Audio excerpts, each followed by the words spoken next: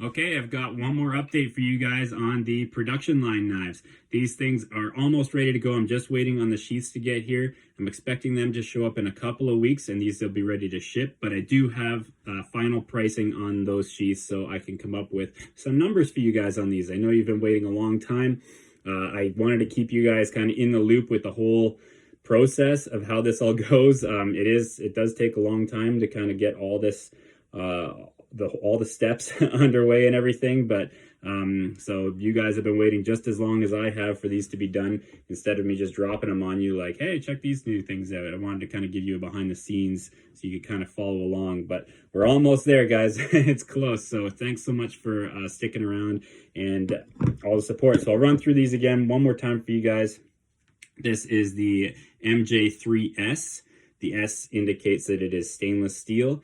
These ones are a 5-inch blade, 10 inches overall. This one's made out of a 3/16 inch thick Nitro V high carbon stainless. On all of these, there's a little bit of color left on the flats. It's not rust. They are stainless steel.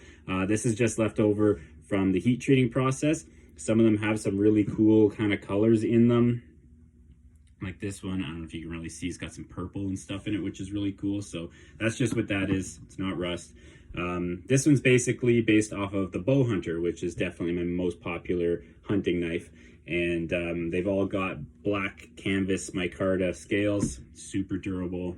And so that's the MJ3S. MJ2S is based off of the Mini Bow Hunter, 4-inch blade, 8 inches overall.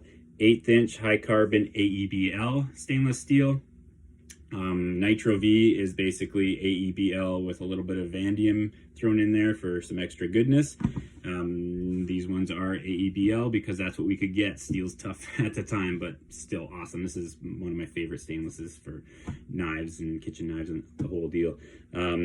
So that one is, yeah, based off the Mini Bow Hunter. And then the last one, the MJ1S, is based off of the Nug. I know in some other videos I was calling this one the Poke. That's my mistake. This one's based off of the Nug, 3-inch blade and 7.5 inches overall. 1/8 inch AEBL as well. So sturdy, good, handy little, awesome little companion or neck knife or whatever. Maybe horizontally on the belt, what have you. So this guy, all of them, they're going to come with a Kydex sheath. And they're just going to be a really simple folded with eyelets spaced at the standard spacing for all your aftermarket kind of attachments, your tech locks, your Alti clips, you know, all those sorts of things.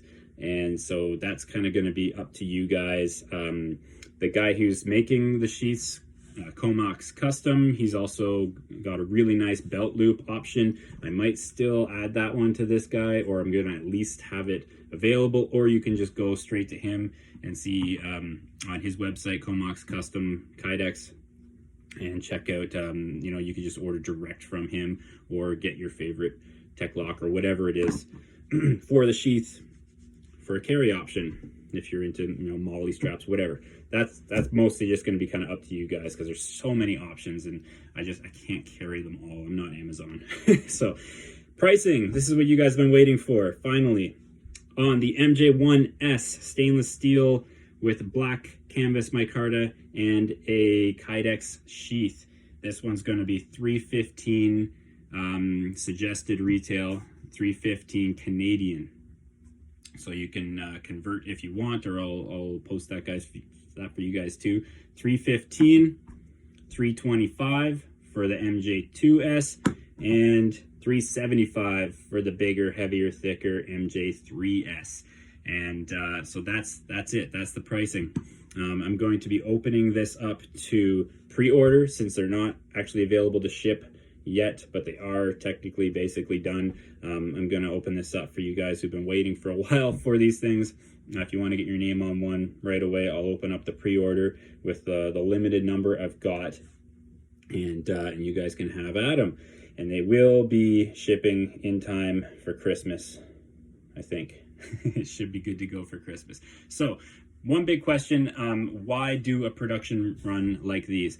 And the biggest one is, if I were to make this knife, $375 Canadian, fully custom, handmade from scratch, exact same materials, nitro V stainless, high carbon stainless, and canvas micarta. If I was to just make one of these custom order for you guys, $680 would be about my price point for these things. So that's it. That's the whole thing. I was trying to offer you guys a really good quality knife. You know, the same materials I'd be using in a custom blade anyways, but at a better price point for like a more economical knife. So all I did was I took a lot of the production out of my hands, handed it off, outsourced it to somebody who's got machines that can do the job for me, and there it is. That's the result. A cheaper knife in cost only. I'm still obviously doing all the custom order stuff. I'm still doing all the handmade stuff. Books are always open if you want to order a custom full handmade kind of job, and all of that. But that was the biggest thing. And also I wanted something that was a little more repeatable for your retailers. So I'm going to be shopping this out to some retailers, and just something that's for them to carry my typical build stuff that's all, you know, one of a kind, one off, unique handmade stuff. It's tough for them to have that many kind of SKUs and whatever if they want to carry, you know, it's hard to just have totally unique items in a store that's, you know, used to having something like this where they just know what they're getting every time customer goes in looking for exactly what they want. They know exactly what they're going to get. So this is more driven towards that sort of side of things, and it's been basically an experiment to see how it goes. See, you know, how the production side of things is going to go, how the pricing was going to go.